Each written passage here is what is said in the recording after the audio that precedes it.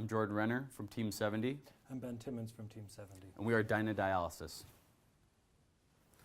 The pain point for our project is there a huge unmet need for global dialysis, with acute renal failure. Working with Dr. Gregory here at the University of Utah, a chief nephrologist, we've established a sustainable lo-fi project that we can believe can accomplish the problems for the unmet needs for dialysis patients worldwide.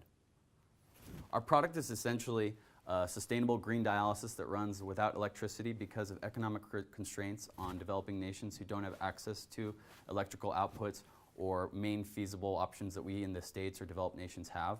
So we're trying to supersede that and create a product that can actually run essentially autonomous to itself and provide support for the dialysate patients in need. Dyna Dialysis consists of a reservoir, heat exchanger, dialysis cartridge, and fluid extractor. The reservoir provides a buoyancy force from an air-filled piston, creating the force to drive the pressure of the dialysate through the machine. The patient's blood flows through the cartridge by the heart or the cardiac output. In the dialysis cartridge here, blood flows in and dialysate flows in. Stirling forces create a balance that can cause a net movement of fluid into or out of the patient's blood. By manipulating the osmotic pressure and the pressure of the dialysate, we can either remove fluid from a patient or add more fluid.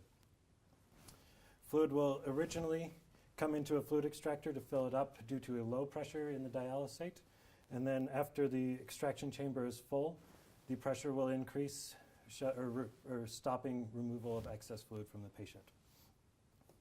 A heat exchanger allows us to recover some of the heat lost from heat transfer of the dialysate with the blood, preventing patient hypothermia.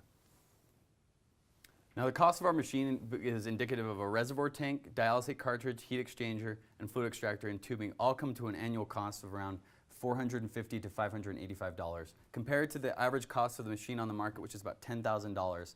As you can see that we have a feasible market penetration just by our value proposition alone. The cost of our machine is definitely to a minimal, therefore to keep costs down and productivity up, while still accomplishing the same flow rate of 250 to 300. Now the global dialysis market is definitely growing, expanding. It's projected to grow to about $15.3 billion by 2018 on a projected pipeline analysis. Now essentially it's been ascending since 2006 all the way up to 2014 with projected growth of 5 to 6% compounded annual growth rate. Therefore, it's a growing market and there's a lot of opportunity, and there will be in the future as well.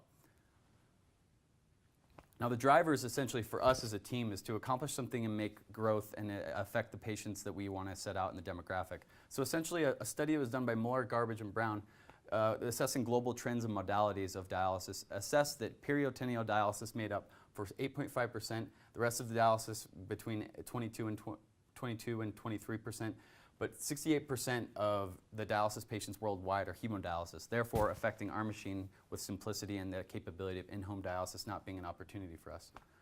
The competitors we deal with are Gambro, Baxter, and Braun Fresenius, the main market players with catheters like Bard, Fresenius. After analyzing the market, we've assessed that there isn't much competition in that regard towards sustainable hemodialysis machines.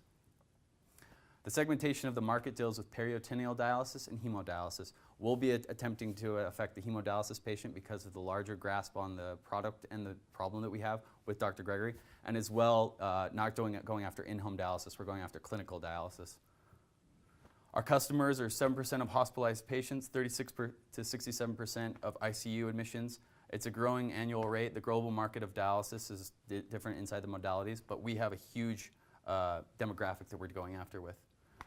Now our value proposition is we are committed to a concept to give dialysis to patients that are in developing nations and global communities that are without electricity or access to basic necessities of dialysis equipment. We want to essentially make feasible access to these patients and give them an opportunity to improve their quality of life with a low-cost, sustainable project. Thank you.